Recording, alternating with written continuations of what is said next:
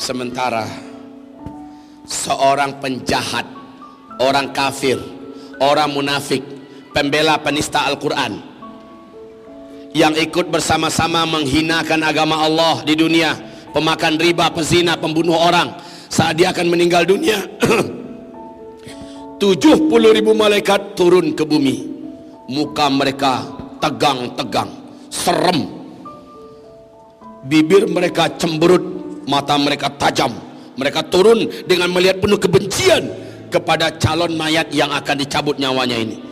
Yang melihat hanya dia seorang, Bu, si pendosa ini, yang suka durhaka pada suami, yang suka zalim pada istri, yang suka makan riba, yang suka meninggalkan sholat 5 waktu, mentertawakan jilbab, mentertawakan syariat agama, yang suka berbuat maksiat. 70.000 malaikat turun, wajahnya seram-seram. Hanya dia seorang yang melihat.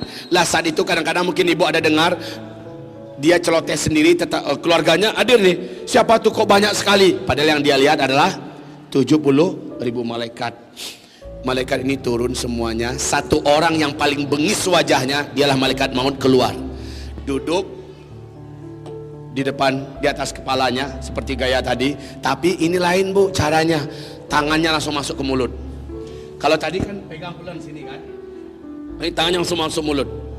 Kemudian langsung hardikannya adalah keluar. Ya ayyatuhan nafsul khabithah, hai jiwa yang kotor, wahai roh yang penuh dosa, keluarkan jasad kamu, keluarkan roh kamu, keluarkan nafsu kamu. Ya ayyatuhan nafsul khabithah, ukhruji. Kemudian, Bu, ditarik oleh malaikat. Nah, yang diperlihatkan ketika itu dengan izin Allah, lihat di mana tempat kamu setelah ini. Dibukakan tirai gaib, diperlihatkan pemandangan neraka dengan berbagai macam kengeriannya. Dilihatkan pemandangan neraka, dan ada jenis azab yang mengerikan. Dan azab itu ternyata ada pintunya. Di atas pintu itu tertulis namanya. Di sini tempat kamu akan kembali. Ayo keluar. Tahu nggak, Bu? Udah diperlihatkan pemandangan mengerikan di mana dia akan kembali ke sana. Gimana kira-kira roh ini mau keluar nggak? Dia tahu kemana dia akan dipergikan, maka dia akan bertahan. Disinilah kerasnya kematian itu. Dia bertahan. Setiap mili daripada jasad ini ditahan oleh roh. Roh nggak mau. Akhirnya kata Allah dalam Al-Quran, yadribuna wujuhahum, dihantam kepala mukanya, keluar, ditekan perutnya, kemudian digebukin punggungnya oleh malaikat. Kayak orang merukyah persis, Mas Khalid, Mas David.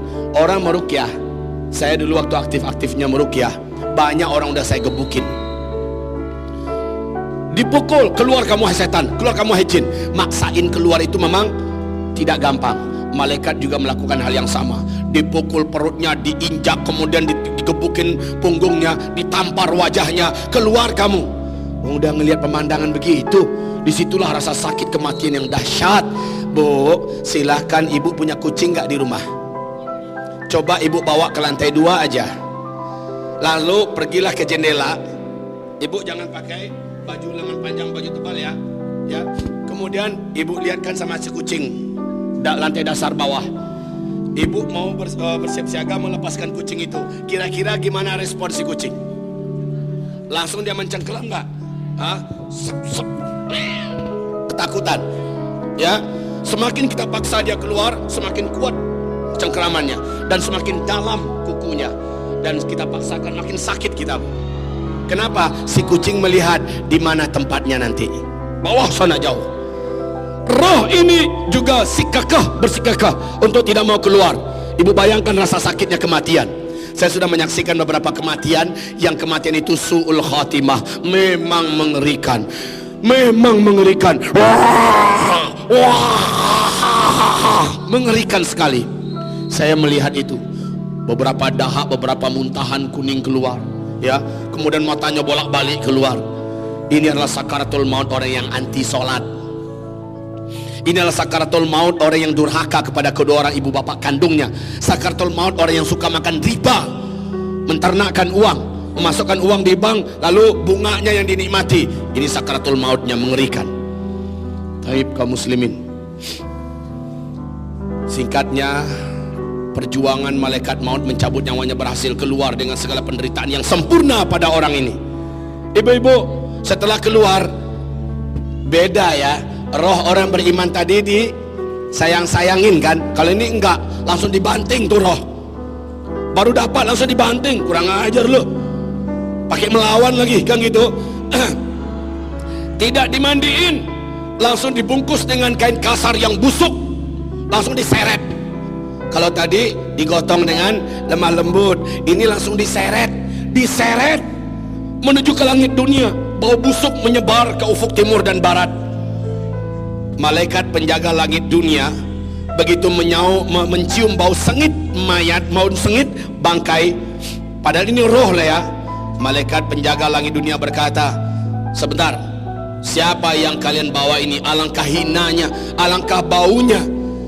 Kemudian dikatakan, ini adalah roh si fulan yang ketika di dunia suka melawan kepada kedua orang ibu bapaknya, yang ketika di dunia dia durhaka pada suaminya, ketika di dunia dia suka makan riba, ketika di dunia mempermainkan sholat, mempermainkan jilbab, ketika di dunia dia mentertawakan syariah, ketika di dunia dia menghina ulama, dia memfitnah ulama, ketika di dunia bla bla bla bla, disampaikan yang hina-hina tentang amalannya. Maka kata malaikat penjaga langit dunia, sorry, kalau begitu dia tidak diizinkan lewat. Kami tidak akan pernah buka pintu gerbang untuk dia masuk. Saya tidak izinkan. Bagaimana bu akhirnya? Boro-boro untuk disolatkan, lewat aja nggak bisa. Kemudian Allah bersuara, lemparkan pendurjana itu kembali ke bumi. Satukan ia dengan jasadnya untuk menerima hukuman yang telah dijanjikan baginya.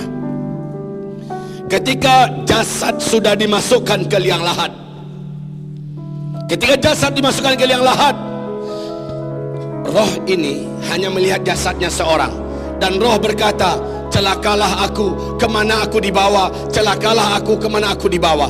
Saat sudah dimasukkan, roh disatukan kembali, orang-orang meninggalkan kuburan. Nah, karena dia pendurjana, apalagi keluarganya juga banyak keluarga yang jauh dari agama, mana ngerti urusan doa-doa, kan gitu kan. Sudah makin sempurna penderitaannya. Di dalam kubur datang malaikat, ditanya A, ditanya B, ditanya C, nggak ada satupun yang bisa dijawabnya. Lalu setelah itu Allah subhanahu wa ta'ala mengatakan kepada malaikat, lakukan prosedur yang sudah ditetapkan. Disuruh lihat ke sebelah kanan, dilihat ada pemandangan surga, ada namanya ternyata di surga. Tapi sayang, pemandangan itu diharamkan untuk dia menikmati selama-lamanya. Tempat ini sebenarnya buat kamu, hai fulan. Tetapi karena kamu dulu di dunia membangkang, melawan, bermaksiat kepada Allah, tempat ini disegel untukmu selama-lamanya. Lalu dibukakan pemandangan neraka. Inilah tempatmu. Maka orang ini menangis, menyesal, memohon-mohon, ya Allah, izinkan aku kembali sebentar ke dunia. Aku ingin memperbaiki diriku, aku ingin taubat. Ya Allah, izinkan aku kembali ke dunia. Semasa aku hidup, aku habis mencari uang. Semua uang itu ingin ku sedekahkan. Semua hartaku, semua tanahku, semua rumahku ingin ku sedekahkan. Terlambat, kata Allah, sudah tidak ada waktu. Semua yang kau tinggalkan sudah jadi milik orang. Engkau yang harus mempertanggungjawabkan semuanya. Mulailah malaikat dihantam. Dan kata Rasulullah, jasad ini, roh ini hancur masuk ke dalam perut bumi lapisan ketujuh. Ditarik lagi keluar, disiksa lagi, ditarik lagi keluar, disiksa lagi. Baru setelah itu dia dimasukkan ke penjara asfalas safilin yang disebut dengan sijjin. Wa ma adraka ma sijjin. Apa yang kamu ketahui tentang sijjin? Sebuah penjara dalam perut bumi. Di situ disiksa para pendosa sampai kiamat datang. Melihat tempatnya di neraka, orang ini berdoa, Allahumma ajjilis sa'ah. Ya Allah, tundalah kiamat. Ya Allah, lamakanlah kiamat. Ya Allah, lamakanlah kiamat. Karena takutnya dia melihat pemandangan tempatnya di dalam neraka. Di dalam perut neraka dia bergabung dengan Fir'aun, bergabung dengan Namruz, bergabung dengan Marilyn Monroe. Mintalah tanda tangan di situ nanti. Silakan selfie-selfian. Bergabung dengan para pendosa-pendosa yang ada pernah hidup di muka bumi. Disiksa, disiksa, disiksa.